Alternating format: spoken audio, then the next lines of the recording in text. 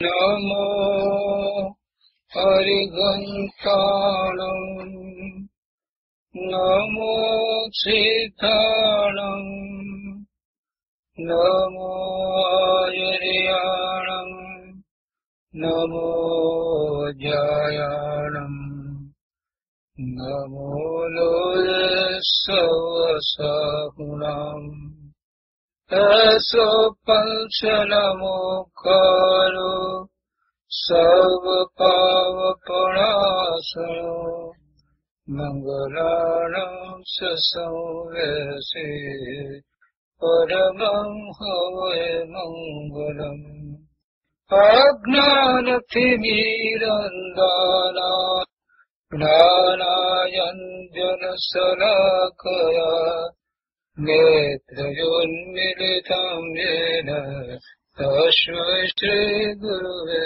નમઃ મુખાદિવ્યાકુક્ષિરત્નં શબ્દજિતભર્યાત્મજં રાજચંદ્રહં વन्दે તત્વલોચનદાયકં પ્રભુ તત્વલોચનદાયકં.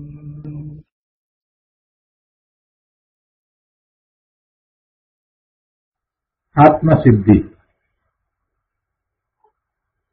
પંદેવ શ્રીમદ રાજચંદ્રજી રચિત આત્મસિદ્ધિ અને આત્મસિદ્ધિ પર પૂજ્ય ગુરુદેવ કાજી સ્વામીના પ્રવચનો એનો સ્વાધ્યાય ચાલે છે. એમાં 84 ગાથા સુધી આપણે સ્વાધ્યાય કર્યો છે. હવે આજે 85મી ગાથા લઈએ છીએ. અત્યારે વાત એ ચાલી રહી છે કે શિષ્યને ભોક્તાપણા સંબંધી શંકા છે કે ભોક્તાપણું હોઈ શકે નહીં, અને એ માટે શિષ્યે ગાથા 79, 80 અને 81માં પોતાની વાત રજૂ કરી અને સમજાવ્યું છે કે ભોક્તાપણું સંભવતું નથી. અને શ્રી ગુરુ એને હવે એ સમજાવી રહ્યા છે કે જીવને ભોક્તાપણું કયા પ્રકારે છે અને કઈ રીતે હોય. શિષ્ય એમ કહ્યું કે કર્મ છે એ તો જડ છે, કાંઈ જાણતા નથી, તો એ કેવી રીતે ફળ આપે, એને કેવી રીતે ખ્યાલ આવે કે કોને શું ફળ આપવું. બીજી વાત શિષ્ય એ પણ કરી કે જો કોઈ ઈશ્વર હોય તો એ ફળ આપે, અને ઈશ્વર જો ફળ આપે તો પછી ઈશ્વરનું ઈશ્વર પણ રહેતું નથી, અને એવો ઈશ્વર ન હોય તો પછી એ ફળ આપવાનું અને ફળ ભોગવવાના સ્થાનો વગેરે પણ હોય નહીં, એટલે એવું ભોગતાપણું સંભવતું નથી. એટલે એને શ્રી ગુરુ સમજાવી રહ્યા છે કે કઈ રીતે આ ભોગતાપણું સંભવે છે. એમાં કર્મના ઉદયની વાત કરી, કર્મ શું છે અને કર્મના ઉદય કયા પ્રકારે છે એની વાત કરી કે કર્મના ઉદય એ તો એનો સ્વભાવ છે. જેમ દરેક પદાર્થનો સ્વભાવ છે, તો કર્મના ઉદય છે એ પણ જળ પરમાણુ એ રીતે એકત્રિત થયા છે અને એ પછી કર્મરૂપ બંધાયા છે, પછી છૂટા પણ પડે છે, અને એવા ઉદય આવે છે તો તેના નિમિત્તે જીવને સંયોગ પ્રાપ્ત થાય છે, અને પરના સંયોગો સાથે જોડાઈને જીવ ફળ પ્રાપ્ત કરે છે. એ ફળ પદાર્થ કંઈ આપે છે એમ નથી, પર પદાર્થ છે તે ફળ આપે છે એમ નથી, પણ પર પદાર્થ વિવિધ પ્રકારે પરિણમે છે, અને એવા વિવિધ પ્રકારે એનું પરિણમન છે, તો એને સ્વયં આ જીવ એની સાથે જોડાઈ અને ગ્રહણ કરે છે. એ વાત અગાઉ આવી. અને હવે અહીંયા 85મી ગાથામાં એ વાત સમજાવવા માંગે છે કે ફળદાતા એવા ઈશ્વરની કોઈ જરૂર નથી. શિષ્યએ વાત કરી હતી કે કોઈ ફળદાતા એવો ઈશ્વર હોવો જોઈએ, તો હવે એ વાત કરીએ છીએ. તો આજે આપણે ગાથા 85 અને 86 પહેલા બોલીશું, અને તે પછીથી એ ગાથાઓનો અર્થ આપણે વચનામૃતમાંથી સમજીશું. તો અહીંયા ગાથા 85માં અહીંયા કહે છે કે ફળદાતા ઈશ્વર તણી એમાં નથી જરૂર, કર્મ સ્વભાવે પરિણમે થાય ભોગથી. અને 86 ગાથામાં કહે છે કે તે ભોગ્ય વિશેષના સ્થાનક દ્રવ્ય સ્વભાવ ગહન વાત છે શિષ્ય આ કહી સંક્ષેપે સા.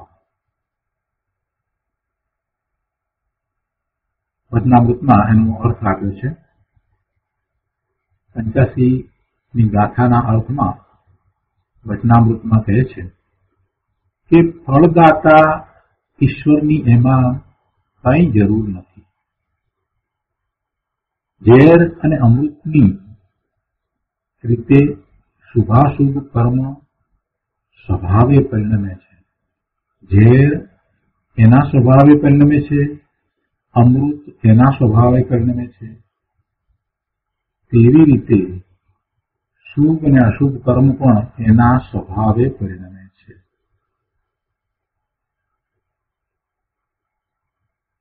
પદાર્થો પોતે પોતાના સ્વભાવે પરિણમે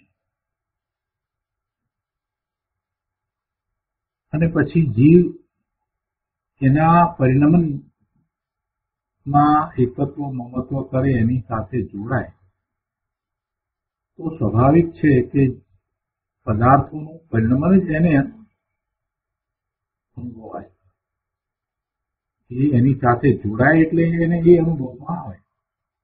જોડાતો નથી ત્યાં સુધી કાંઈ નથી.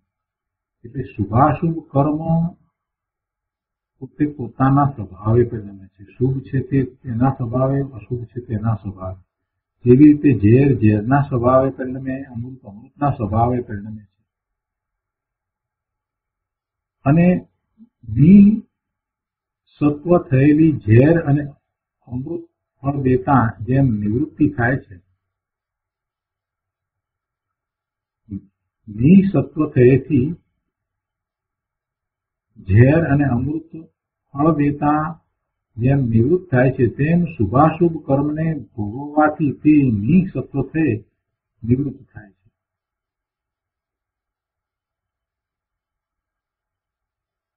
ઝેર ઝેરપણે પરિણમે છે અને અમૃત અમૃતપણે પરિણમે છે. અને પછી નિસત્વ થયેથી ઝેર નિવૃત્ત થાય છે, એવી રીતે અમૃત પણ ફળ દેતા જેમ નિવૃત્ત થાય છે. એવી રીતે આ કર્મ છે એ પણ પોતે પોતાના સ્વભાવે પરિણમે છે અને પછી એ પણ નિવૃત્ત થાય છે. એટલે કે ખરી જાય છે. નિસત્વ થાય એટલે ખરી જતા, નહીં રહેતા, એ પણ પછી નિવૃત્ત થાય છે. ઝેર ઝેરપણે પરિણમે છે અને અમૃત અમૃતપણે પરિણમે છે. તેમ અશુભ કર્મ અશુભપણે પરિણમે અને શુભ કર્મ શુભપણે પરિણમે છે. માટે જીવ જેવા જેવા અધ્યવસાયથી કર્મને ગ્રહણ કરે છે, તેવા તેવા વિપાક રૂપે કર્મ પરિણમે છે. અને જેમ ઝેર અને અમૃત પરિણમી રહે નિસત્વ થાય છે, તેમ ભોગથી તે કર્મ દૂર થાય છે. જીવ જેવા અધ્યવસાયથી કર્મને ગ્રહણ કરે છે, એટલે કર્મનું જે પરિણમન જે છે અને પછી એનું છૂટા પડી જેવું આ બધું જે થઈ રહ્યું છે, તો એને જેવા વિકલ્પ સહિત જીવ ગ્રહણ કરે છે, જેવા અધ્યવસાયથી કર્મને ગ્રહણ કરે છે, એટલે કે એને જીવ જેવા વિકલ્પ સાથે ગ્રહણ કરે છે, એટલે એને ઉગતાપણે માનવા રૂપે, સારાપણે કે ખરાબપણે માનવા રૂપે એને ગ્રહણ કરે છે, એવો અધ્યવસાય કરે છે. એની સાથે જોડાઈને એ જ એનું ભોગવવું છે. એ ખરાબ છે એવા ભાવથી પ્રવર્તે છે આવેલા સંયોગો, તો એમાં એને દુઃખનો અનુભવ થાય છે. એ સારું છે એમ માનીને એ પ્રવર્તે છે તો એને સુખાભાસ થાય છે. એટલે જીવ જેવા જેવા અધ્યવસાયથી કર્મને ગ્રહણ કરે છે, તેવા તેવા વિપાક રૂપે કર્મ પરિણમે છે. કર્મના વિપાક તો એના પોતાના જેમ છે તેમ જ છે.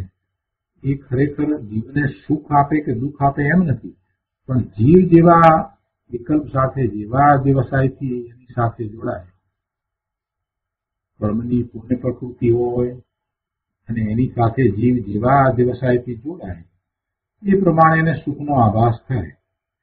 સમ્યક દ્રષ્ટિ જ્ઞાની મહાપુરુષને પુણ્યના ઉદયને કારણે આવી પડેલી જે કઈ સામગ્રી, એવા સંયોગો વગેરે છે, એમાં પોતાપણું લાગતું નથી. એટલે એમાં એમને કઈ એવો કોઈ ખાસ આનંદ આવે એવું બનતું નથી. જ્ઞાની સમ્યક દ્રષ્ટિને તો પોતાના સ્વરૂપમાંથી આનંદ આવે છે, અને બહારમાં ક્યાંય પછી એવો કોઈ આનંદ આવતો નથી. બધું ફીકું જ લાગે છે. કેમ કે અધ્યવસાય એમનો કેવો, હવે મત કસાય થયા છે. હવે અધ્યવસાય સંયોગો સાથે એમ નથી કે એ સારું છે, ઇષ્ટ છે, અથવા તો કોઈ પાપના ઉદય આવ્યા છે તો એના પ્રત્યે એવો વિકલ્પ પણ નથી, એવો અધ્યવસાય નથી કે એ મને દુઃખી કરે છે, મને નુકસાન પહોંચાડે છે, એમ પણ નથી.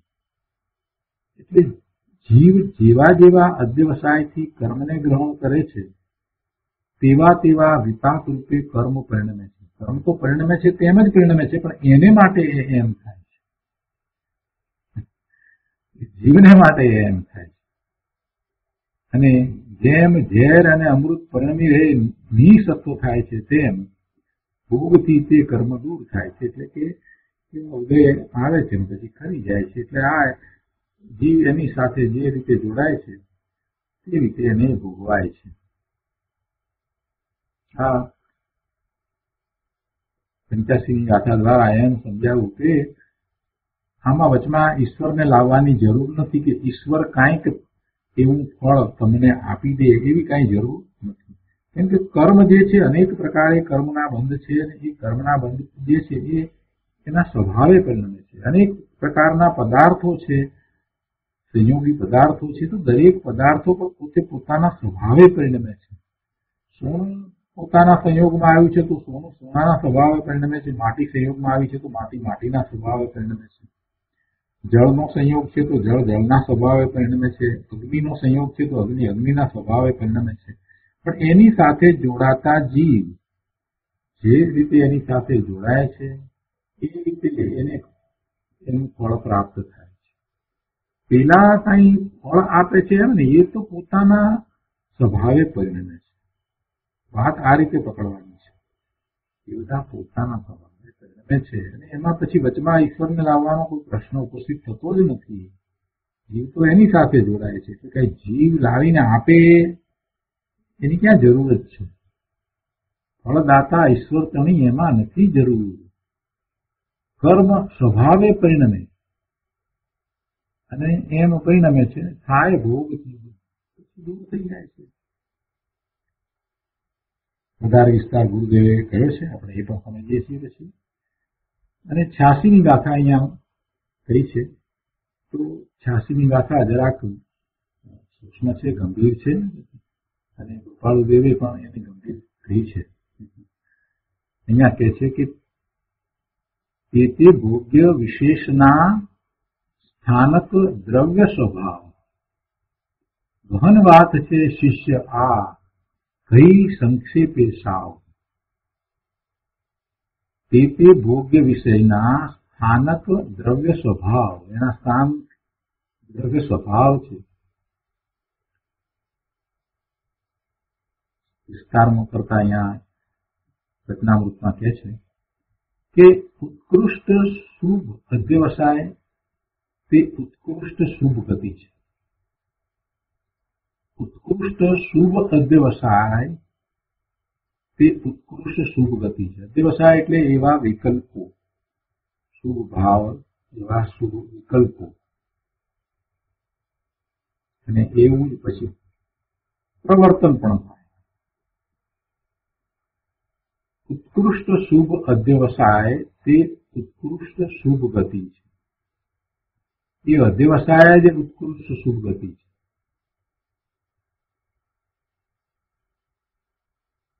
અને ઉત્કૃષ્ટ અશુભ અધ્યવસાય તે ઉત્કૃષ્ટ અશુભ ગતિ છે. શુભાશુભ અધ્યવસાય મિશ્ર ગતિ છે અને તે જીવ પરિણામ તે જ મુખ્યપણે તો ગતિ છે.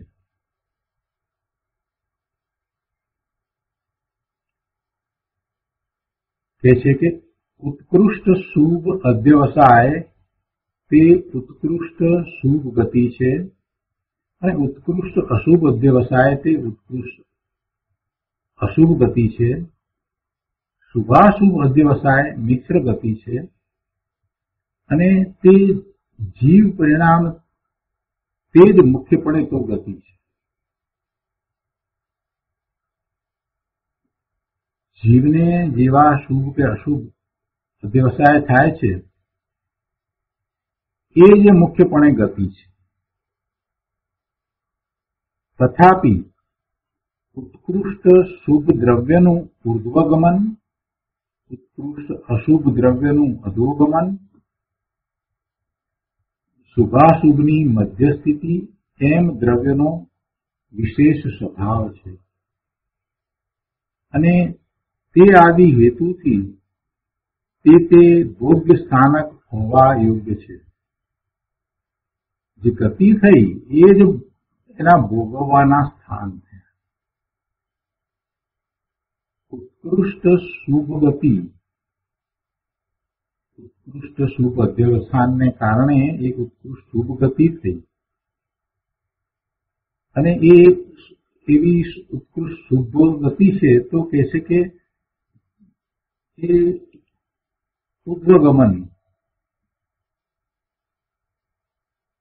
અને ઉત્કૃષ્ટ અશુભ ગતિ એ ઉત્કૃષ્ટ અશુભ અધ્યવસાયને કારણે છે. એમાં એમ કહ્યું કે ઉત્કૃષ્ટ અશુભ દ્રવ્યનું અધોગમન, પેલામાં શુભમાં અશુભ શુભ દ્રવ્યનું ઉર્ધ્વગમન. જ્યારે એ એવા અધ્યવસાય થાય છે તો એ વખતે એ દ્રવ્યને શુભ દ્રવ્ય કહ્યું અને આ એવા અશુભ અધ્યવસાય થાય છે તો એ વખતના દ્રવ્યને એને અશુભ દ્રવ્ય કહ્યું અને એ અશુભ દ્રવ્યનું અધોગમન નીચે કહ્યું અને શુભ અશુભની મધ્ય સ્થિતિ, શુભાશુભ ભાવે છે તો એ મધ્ય સ્થિતિમાં એમ એ દ્રવ્યનો વિશેષ સ્વભાવ છે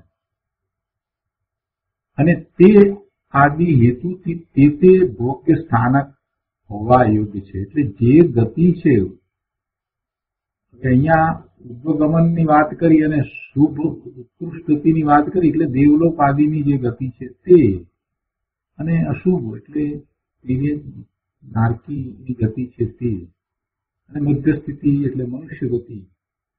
તો એ અધ્યવસાય એવા ભાવે જીવ થયો છે તો એ દ્રવ્યની એવી એ ઉર્ધ્વગમન, અધોગમન કે મધ્ય સ્થિતિ હોય છે અને એ જે એની એક ગતિ થઈ છે એ સ્થિતિ છે એ જ ભોગવવાનું સ્થાન છે. એ ભોગ્ય સ્થાન હોવા યોગ્ય છે. ભોગવવાના કઈ જુદા સ્થાન છે એમ નથી. એ શિષ્ય જળ ચેતનના સ્વભાવ, સંયોગ આદિ સૂક્ષ્મ સ્વરૂપનો અત્રે ઘણો વિચારો સમાય છે. માટે આ વાત ગહન છે તો પણ તેને સાવ સંક્ષેપમાં થઈ છે. આના ઉપર વિચાર કરવા જેવો છે કે જીવને શુભ ભાવ થયો, ઉત્કૃષ્ટ પ્રકારના શુભ ભાવ થયા. તો શુભ ભાવને કારણે એની જે ગતિ છે તે શુભ ગતિ. શુભ ગતિ વખતે એ દ્રવ્ય ને પણ શુભ કહ્યું અને એની જે ગતિ થઈ એ દેવની ગતિ થઈ કે ઊંચા પ્રકારના મનુષ્યની જે ગતિ થઈ તો એ ગતિમાં જ એને ભોગવવાનું સ્થાન મળી જાય છે. એને માટે કઈ બીજે સ્થાન મેળવવું પડે, બીજે જવું પડે એમ નથી. જેવા જેવા એને પૂર્વે ભાવ કર્યા અને જેવા કર્મ બાંધ્યા, શુભ બાંધ્યા, તો શુભ કર્મના ફળને ભોગવવા માટે થઈ અને સ્થાન ક્યાં છે? તો કે એને જે ગતિ પ્રાપ્ત થઈ છે એ ગતિમાં જ એ સ્થાન છે, એમ કહેવામાં આવશે. એને અશુભ ભાવ કર્યા, ખૂબ પૂર્વે અશુભ ભાવ કર્યા, પાપનો બંધ પડ્યો અને જે કર્મ બંધાયા, તો એને કારણે એને જે નીચી ગતિ થઈ, તિર્યંકની ગતિ કે નારકીની ગતિ, એવી ગતિ થઈ, તો એ ગતિમાં જ એને એવા પાપના ભોગવવાના સ્થાન પ્રાપ્ત થઈ ગયા છે. એને કઈ જુદું બીજે ક્યાંય એ ભોગવવા માટે જવું પડે એમ નથી. વિશે શંકા કરી હતી ને કે એવા ભોગવવાના સ્થાન પણ હોવા જોઈએ ને એમ. ભાઈ એ ગતિમાં જાય છે, એ ગતિમાં એ રહ્યો છે, એ જ એનું ભોગવવાનું સ્થાન છે, એમ સમજાવું છે. એટલે ઈશ્વરે કોઈ એવા નવા કોઈ ભોગવવા માટેના સ્થાન ઉત્પન્ન કરવા પડે કે પછી એવા કોઈ ફળ આપવા પડે, એ બંને વાતને અહીંયા સ્પષ્ટ કરી કે એમ હોતું નથી. ઈશ્વરની જરૂર નથી. બે વસ્તુ માટે ઈશ્વરની જરૂર હોય એમ શિષ્યની શંકા હતી. એક તો ફળ દેવા માટે અને બીજી એવા ફળના ભોગવવાના સ્થાન બનાવવા માટે. તો કહે છે કે ભાઈ ફળ દેવા માટે જરૂર નથી, એ પહેલા સ્પષ્ટ કર્યું 85મી ગાથામાં, અને પછી એની પહેલા પણ 84મી ગાથામાં પણ એ બધી વાત આવી. અને અહીંયા પછી 86મી ગાથાની અંદર જે ભોગવવાના સ્થાન વિશેની વાત હતી. કે છે કે જે ગતિમાં એ જાય છે એ ગતિમાં જ એને ભોગવવાના સ્થાન જ છે, એ ગતિને જે ભોગવી રહ્યો છે. ગતિ પણ એ થયો એ જ ભોગવટો છે, એ ગતિમાં જ ભોગવવાનું થઈ જાય છે. ધીરે ધીરે એને સમજતા જઈએ એટલે ખ્યાલ આવે છે કે આ હું મનુષ્ય ગતિમાં આવ્યો અથવા તો હું આ દેવની ગતિમાં આવ્યો, તો એ દેવની ગતિમાં આવ્યો એ જ ભોગવવા પણ થઈ ગયું. કે હું તિર્યંકની ગતિમાં આવ્યો તો એ તિર્યંકની ગતિમાં જ ભોગવવા પણ થઈ જાય છે. ભોગ્ય સ્થાનક એ કઈ જુદા બનાવવા પડે એની જરૂર રહેતી જ નથી. એમ દ્રવ્યનો વિશેષ સ્વભાવ છે અને તે આદિ હેતુથી તે ભોગ્ય સ્થાનક હોવા યોગ્ય છે. એ શિષ્ય જળ ચેતનના સ્વભાવ સંયોગ આદિ સૂક્ષ્મ સ્વરૂપનો અત્રે ઘણો વિચાર સમાય છે. જળ અને ચેતન એ બંનેના સ્વભાવ અને એમનો સંયોગ, એનું તો જરાક વિચાર કરે, એનો શું વિચાર કરે? જળ જે છે તે જળ ભાવે જ પરિણમે છે, ઝેર ઝેર રૂપે પરિણમે, સોનું સોના રૂપે પરિણમે, તેલ તેલ રૂપે પરિણમે, લાકડું લાકડા રૂપે પરિણમે, તો જ એના સ્વભાવે પરિણમે છે. અને ચેતન ચેતન એના સ્વભાવે પરિણમે છે. ચેતન તો ખરેખર જ્ઞાન જ કરે છે, પણ જ્ઞાન કરવાની સાથે જે મિથ્યાત્વ અને અજ્ઞાનને કારણે એ સંયોગો કે જે પર પદાર્થો છે એના પરિણમનમાં એ રંજિત થાય છે. અને રંજિત થાય છે તો એને કર્મના બંધ પડે છે, એટલે નવા કર્મ બંધાય છે. અને એ રંજિત થાય છે જે પ્રકારે રંજિત થાય છે, આર્ત ધ્યાનપણે એ થાય છે કે પછી એ સુખાભાસ કે સુખના કે આનંદના આભાસ પણ એ થાય છે, એ બધું એનું ભોગવવું છે, એ બધું એનું ભોગવવું છે. એટલે આ કર્મ જે છે એ રીતે પોતે પોતાના સ્વભાવે પરિણમે છે અને જીવને એની સાથે જોડાતા પોતાના જે ભાવ થયા એનું ભોગવવું છે. એમ એ કર્મ ફળને જીવ પોતે પ્રાપ્ત કરે છે. અને એવા ભોગવવા માટે થઈ અને એને બીજા કોઈ વિશેષ સ્થાનની જરૂર નથી, કેમ કે જે ગતિમાં છે એ ગતિમાં જ એને એ ભોગવવાનું થઈ જાય છે. એટલે ભોગ્ય સ્થાનક પણ એ એની જે ગતિ છે તે જ છે. જેમ કે દેવલોકમાં જે છે તો દેવ ગતિમાં જે ગયો છે એને શારીરિક રોગ વગેરે હોતા નથી, કે વૃદ્ધાવસ્થા કે એવું કઈ હોતું નથી. એ તો જન્મે છે જ યુવાન તરીકે જન્મે છે અને આયુષ્ય પૂરું થાય ત્યાં સુધી એ યુવાન જ રહે છે. એટલે એવા દુઃખ એને હોતા નથી. અમુક પ્રકારની એને એવા પુણ્યના બંધને કારણે અનુકૂળતાઓ હોય છે, જે પ્રમાણે ઈચ્છે તે તો એને ભૂખ અને તૃષા ને એ બધાનું કાંઈ દુઃખ પડતું નથી. ઈચ્છે છે એ બધું એ પ્રાપ્ત કરી લે છે. એટલે એ ભોગવવું એ ગતિમાં જ થઈ જાય છે. અને આમાં જળ અને ચેતનના જે સ્વભાવ છે અને એનો સંયોગ છે, આ બધી સૂક્ષ્મ વાતો એને ઘણો વિચાર કરવાની જરૂર છે.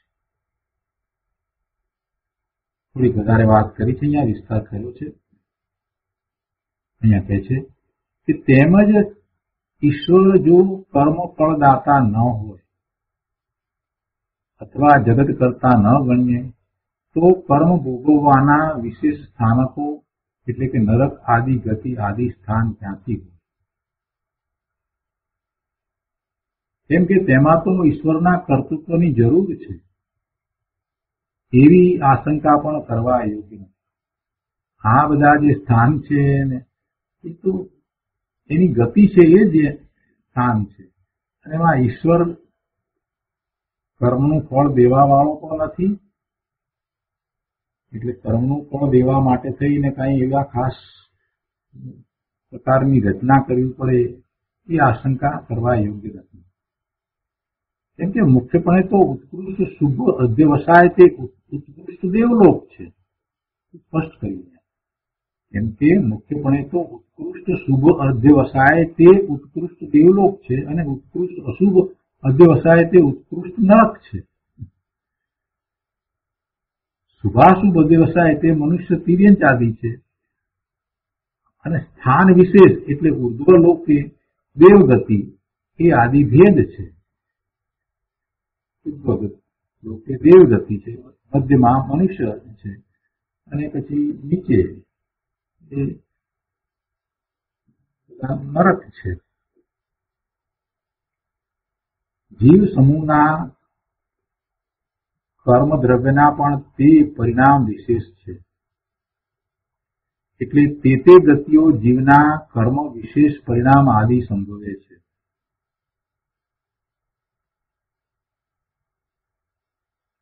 જે ગતિ છે એ જ એના પરિણામ વિશેષ છે. એટલે તે ગતિઓ જીવના કર્મ વિશેષ પરિણામ આદિ સંભવે છે. વધારે વિસ્તાર આપણે ગુરુદેવ પાસેથી સમજીશું.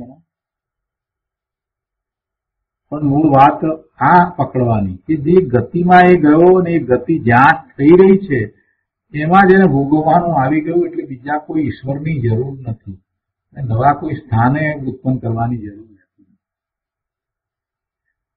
માત્ર સમજવાનું એટલું જ છે કે એ કર્મ છે, જે જળ છે એ એના સ્વભાવે પરિણમે છે. ચેતન ભગવાન આત્મા જે છે એ જ્ઞાન સ્વભાવે પરિણમે છે.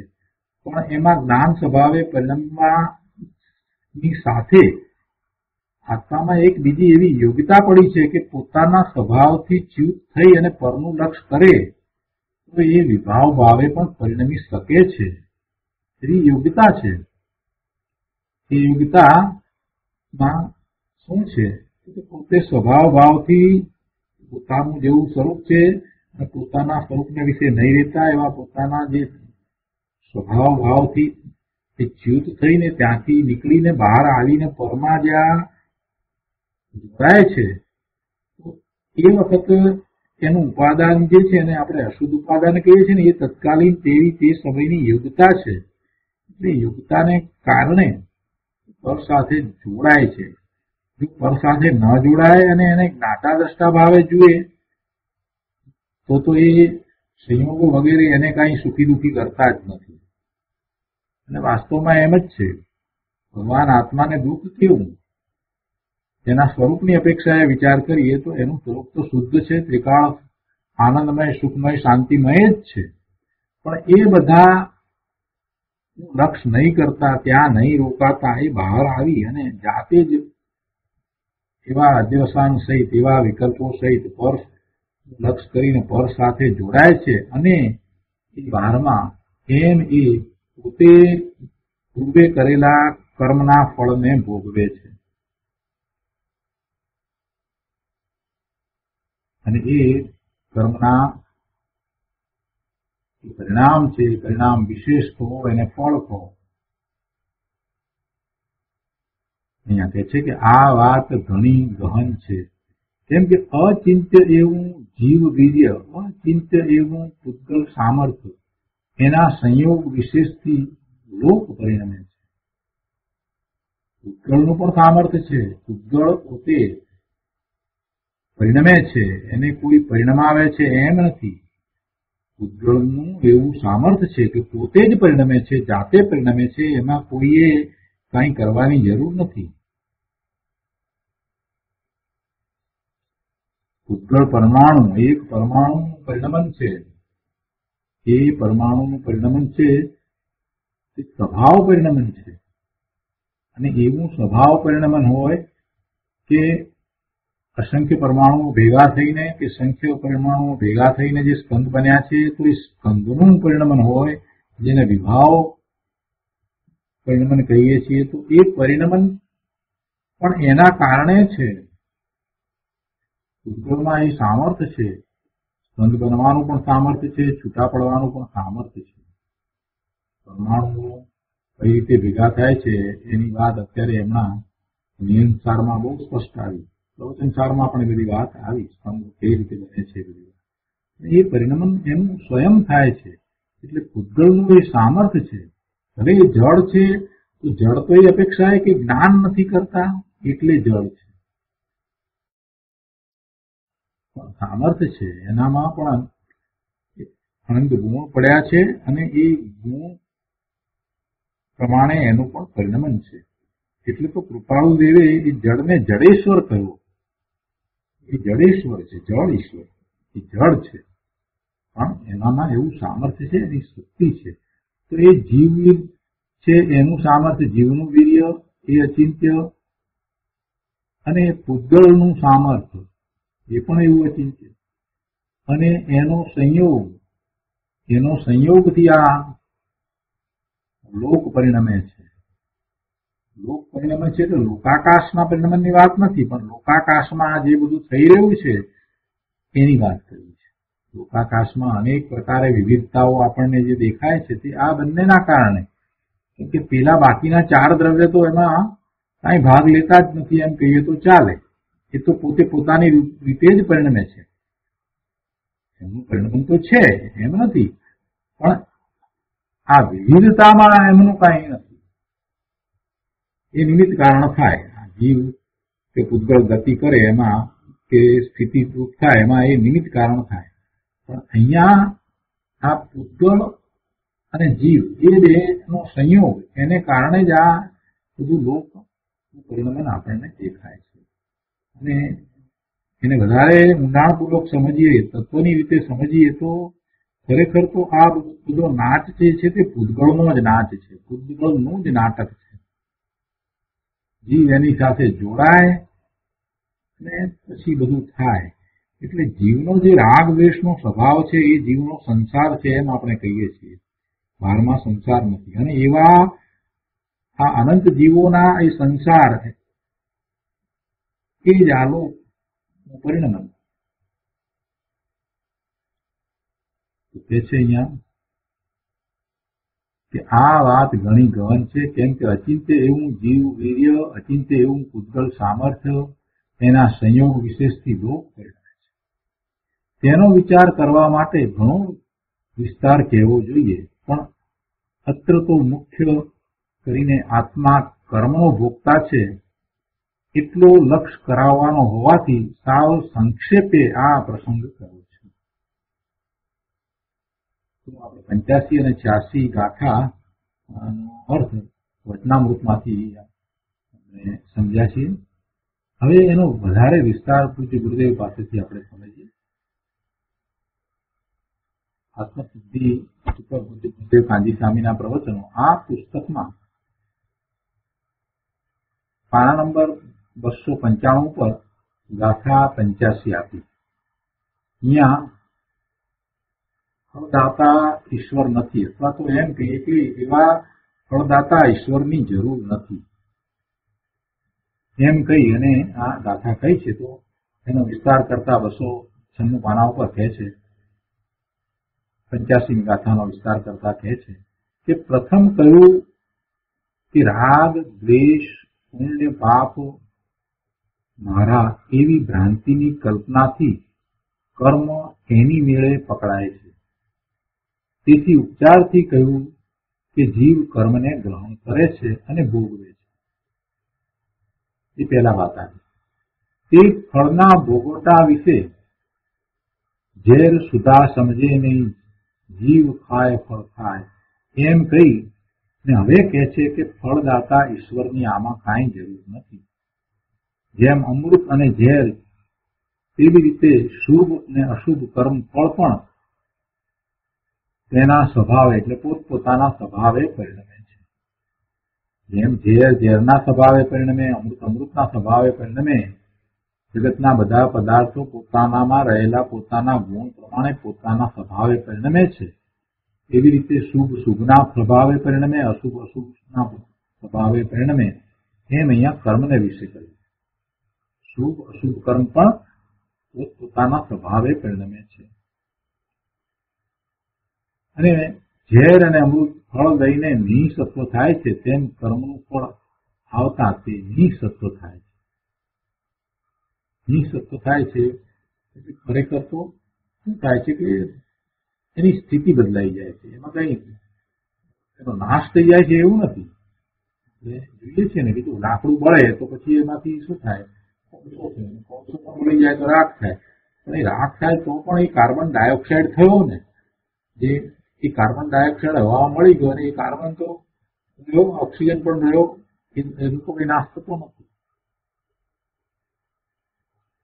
એટલે એની અવસ્થા બદલાય છે. મૂળ જે તત્વ છે એની અવસ્થાઓ બદલાય છે. કોપર સલ્ફેટ બન્યું તો કોપર સલ્ફર અને ઓક્સિજન નો સંયોગ થયો તો પછી એ કોપર ધાતુ આપણને એમ લાગે કે નાશ પામી. ના, નાશ નથી પામતી. કોપર સલ્ફેટની અંદર એ તો પડી જ છે. એટલે મૂળ દ્રવ્યનો તો કઈ નાશ નથી થતો. એ નિસત્વ થાય એમ કેવું છે. નિસત્વ એટલે જે રૂપે જે એ હતું એ રૂપમાંનો એનો નાશ. સત્વ હવે રહ્યું નહીં. જે ઝેરમાં જે ઝેર રૂપ પરિણમવાનું જે સત્વ છે એ નાશ પામે, પણ એ ફેરવાઈ જાય. એમાં અને મૂળ તત્વ કઈ મૂળ વસ્તુ જે છે, દ્રવ્ય છે, એ કઈ નાશ પામે એમ નથી. કોઈ પણ દ્રવ્યનો નાશ નથી થતો. કોઈ પણ દ્રવ્ય છે એ બદલાઈ જાય છે અને પોતે દ્રવ્ય રૂપે નિત્ય રહીને પર્યાય પણ થાય. દરેક દ્રવ્યનું એમ છે. લાકડું બળી ગયું પણ વિચારતા જણાય છે કે લાકડાનો પિંડ જે પરમાણુનો જથ્થો હતો તે અગ્નિમાં વળી રાખ પણ થયો. જેમાં કોઈ પણ રજકણનો નાશ થયો નથી, પણ અવસ્થા બદલી છે. સૂક્ષ્મ રજકણ પણ એ જગતમાં રહે છે. શરીરનું મરણ અને આયુષ્ય કર્મના રજકણોને નિમિત્ત નૈમિતિક સંબંધ છે. આયુષ્ય કર્મના રજકણો એ રજકણો ખરી જાય. શરીરનું મરણ એટલે એ આયુષ કર્મના રજકણો જે છે એ છૂટા પડી જાય, ખરી જાય. એટલે શરીર સાથેનો જીવનો સંબંધ પૂરો થાય. એટલે એ બંનેને એવો નિમિત્ત નૈમિતિક સંબંધ છે. તે રજકણો પુણ્ય પાપપણે જીવની ભૂલના કારણે પકડાયા હતા. તે આયુષ કર્મની સ્થિતિ પ્રમાણે શરીરનું ટકવું થાય છે. ધારો કે આ દેહને 50 વર્ષ ટકવું હોય તો તેના કારણે આહાર આદિ સંયોગો મળી જ રહે છે. આ વાત સમજવાની છે કે ભાઈ તારું આયુષ 50 વર્ષનું છે, એવા કર્મ બંધાયા છે, તો એ આયુષ્ય એટલી જે સ્થિતિ છે એ સ્થિતિ સુધી શરીર રહેશે. શરીર સાથે તારે રહેવું પડશે. અને પછી શરીર રહે તો પછી એ શરીર રહેવાના કારણો પણ બધા જે નિમિત્ત કારણો છે એ પણ તને પ્રાપ્ત થઈ જશે. જેમ કે ખોરાક, હવા, પાણી, આ બધું પણ તને મળી જશે. એને આપણે નિમિત્ત કારણ કહીએ શરીરને ટકવાના. ખરેખર તો શરીરના રજકણો છે એ પોતે પોતાના કારણે ત્યાં ટકીને રહ્યા છે. એમાં કઈ ખોરાક કે હવા કે પાણીના કારણે ટકીને રહ્યા છે એમ પણ નથી.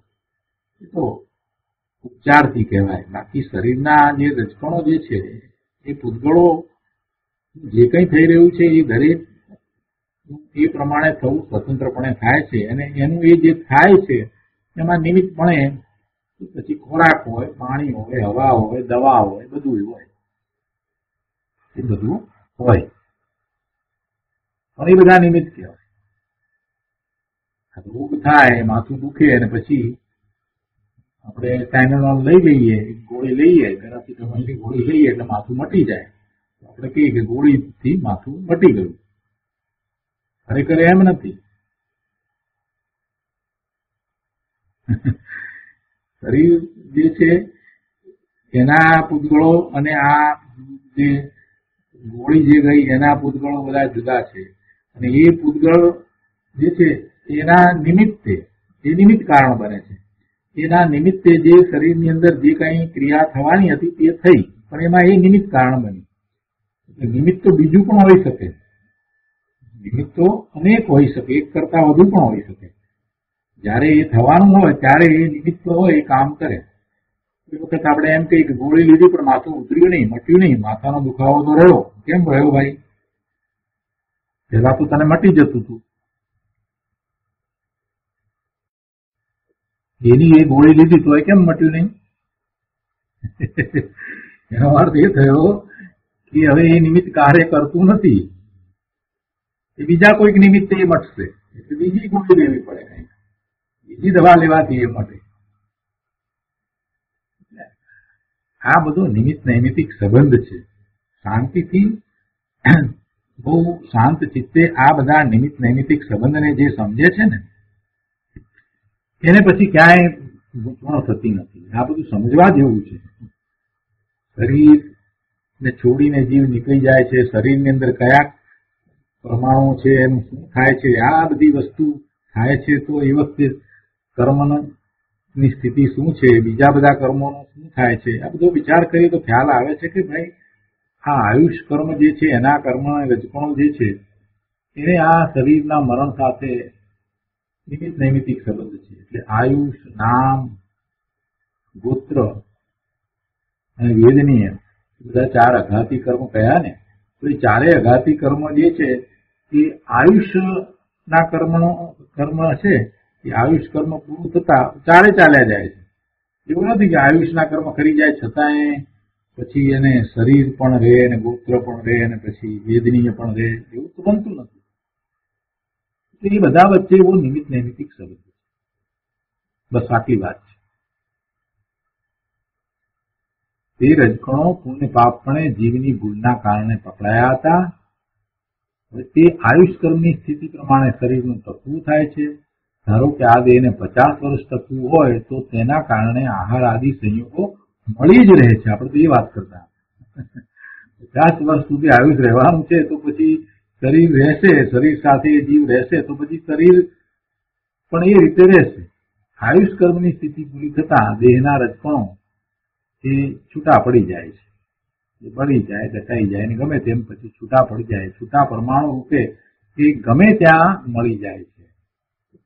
ત્યાંથી છૂટા પડીને ગમે તેની સાથે ચાલ્યા જાય. જે હોય તે ભલે ગમે તે જે થતું હોય તે થાય, છતાં અહીંયા તો એ વાત કરવી છે કે એ પરમાણુ જે છે એનો નાશ નથી થતો, એ વાત કરવી છે. અને આ બધું જે થાય છે, જે કંઈ થાય છે એમાં બધામાં નિમિત્ત નૈમિતિક સંબંધને બરાબર સમજવાની જરૂર છે.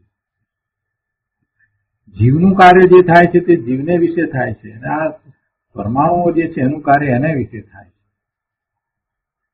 જે હોય તેનો કઈ નાશ નથી થતો, એની પર્યાય બદલાય છે. અને જે ન હોય એ નવું ઉત્પન્ન થતું નથી. જે હોય તે ટળે નહીં, અને જે હોય તે પલટાય, પણ ટકીને પલટાય. એટલે એનો નાશ ન થાય અને એની અવસ્થા બદલાય. એટલે એનું સર્વથા તેનું અસ્તિત્વ ટળે નહીં. અને આ જ પેરેગ્રાફમાં અહીંયા 12મી લીટીમાં અહીંયા કહે છે કે અંગૂઠામાં ખીલીનું ગરજ થાય તેમાં પીડાનું ક્ષેત્ર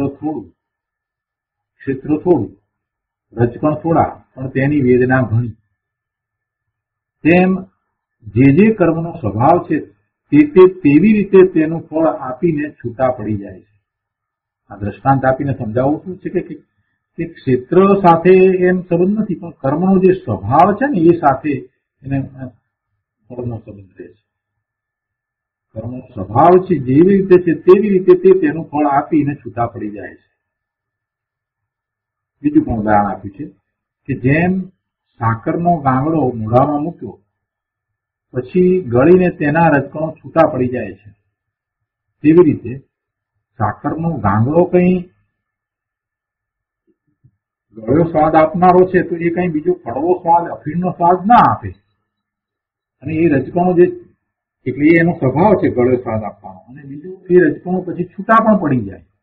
અને એ છૂટા પડી જાય એટલે હવે એ નિસત્વ થયું. પણ એ રજકણો તો છૂટા પડીને ક્યાંક તો ગયા ને, છૂટા પડીને, પણ એ નિસત્વ થયું. અને બીજું એ જે સ્વાદ આપે છે તે મીઠો સ્વાદ આપે છે, કેમ કે એનો સ્વભાવ છે. અફીણ જેવો કડવો સ્વાદ એ ના આપે. તેવી રીતે પાપરૂપ બુદ્ધિ વડે બાંધેલા કર્મ પાપપણે જ ભોગવવા પડે, કેમ કે એનું પરિણામ એવું જ થાય.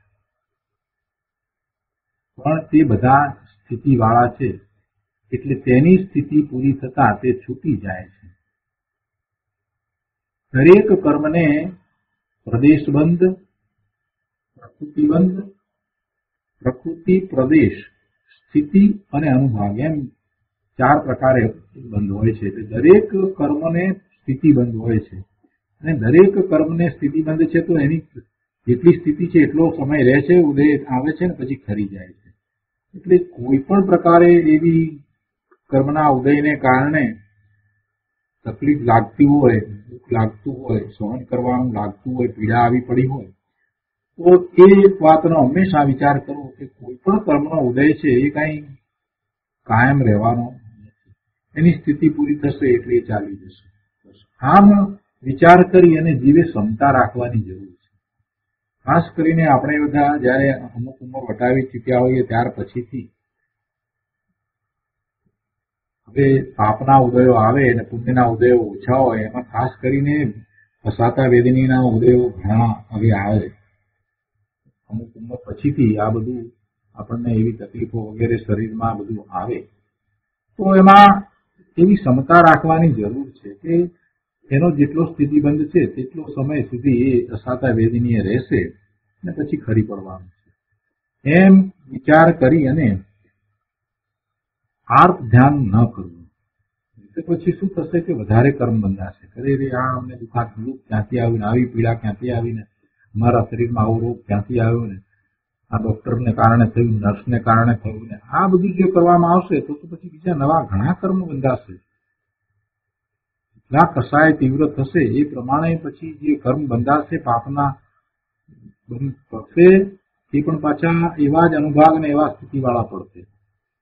આ કર્મ તો અત્યારે ભોગવાઈને ખરી જઈ રહ્યું છે, પણ સામે તમે બીજા આનાથી વધારે ખરાબ કર્મ ન બાંધી દો એટલી જાગૃતિ રાખવી હોય તો પછી એવો વિચાર કરવો કે કોઈ પણ કર્મને સ્થિતિબંધ છે. પૂર્વે આપણને બધા બહુ માન આપતા હતા અને કોઈ આપણો ભાવ પૂછતું નથી, માન પણ આપતું નથી, એટલે આડ ધ્યાન ન કરવા. એમ હતું તો એ પ્રમાણે કર્મનો ઉદય હતો એથી શું બધા માન આપતા હતા. એ તો યશ નામ કર્મ આપણે બાંધીને આવ્યા હતા, તો બધા આપણને દરેક વસ્તુમાં આપણને યશ આપતા હતા કે તમે બહુ સારા, તમારે લીધે અમને આ મળ્યું વગેરે વગેરે વગેરે. એ તો યશ નામ કર્મનો ઉદય હતો. એટલે એ કર્મને અને મારે શું છે એમ વિચાર કરવો. અત્યારે હવે એક યશ નામ કર્મ જે છે એનો ઉદય હવે નથી રહ્યો, તો હવે કોઈ એવા માન પાન આપતું નથી, કોઈ એમ કહેતું નથી કે તમે સારા છો, મોટા છો, તમે જ અમારું કર્યું છે, એવું કોઈ કહેતું નથી. આપણે ઘણું બધું કર્યું હોય જૈન સેન્ટર માટે થઈને, ખૂબ ધક્કા ખાધા હોય, ખૂબ આપણે કહીએ ને સાદી ભાષામાં કે જાત ઘસી નાખતી હોય, પૈસાથી પણ એટલું અને સમયની રીતે પણ ખૂબ ભોગ આપ્યો હોય. ને હવે અત્યારે આપણે જઈને ઉભા રહીએ જૈન સેન્ટરમાં તો આ બધા લોકો આપણા સામે જોતા નથી. દુઃખ થાય એટલે આ લોકોની કિંમત નથી, આમ આટલા વર્ષો સુધી આમ કર્યું આમ કર્યું.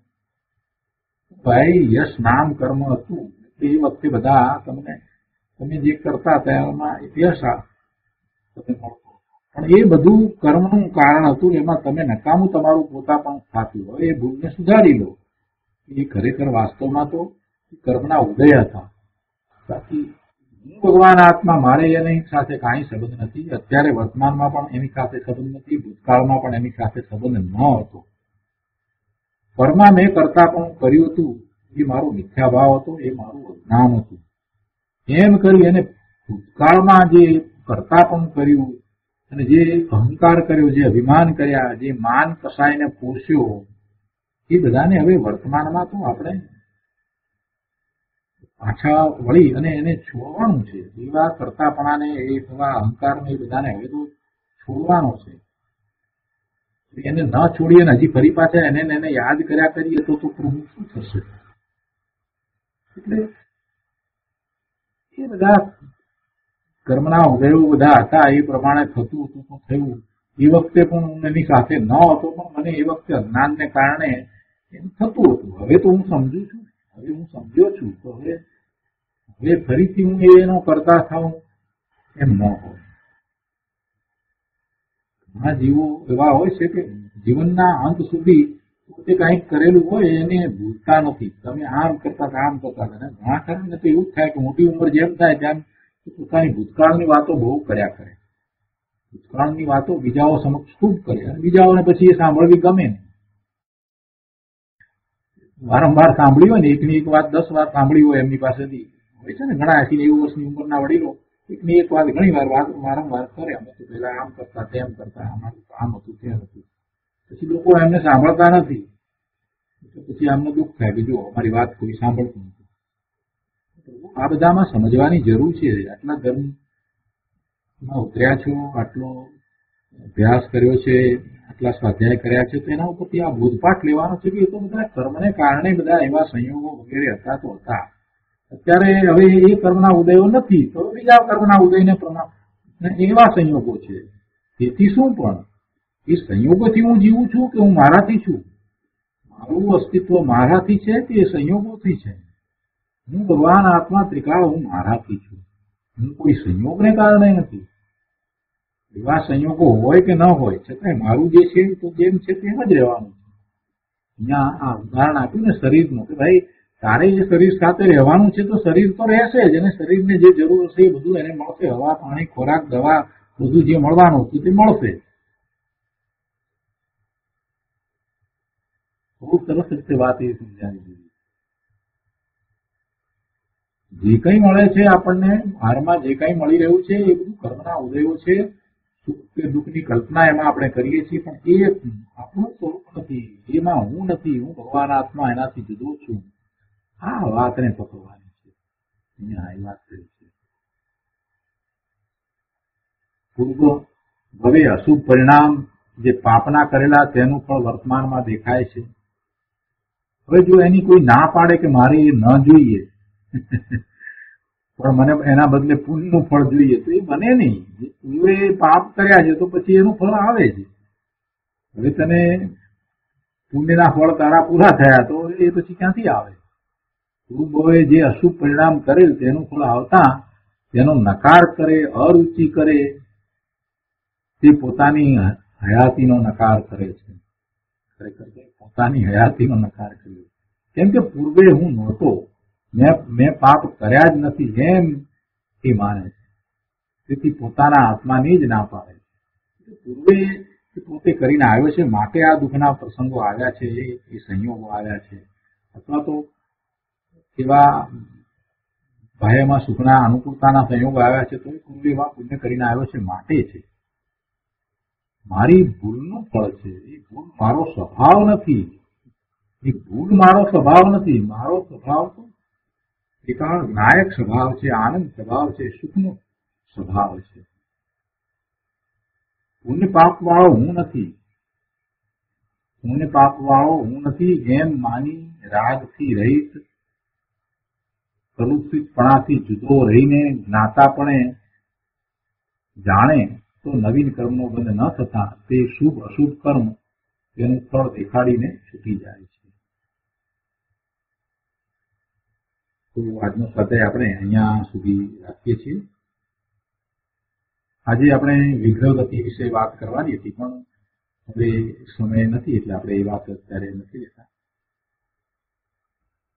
હવે સુખધામ બોલીએ. સુખધામ અનંત સુસંત ચરી દિન રાત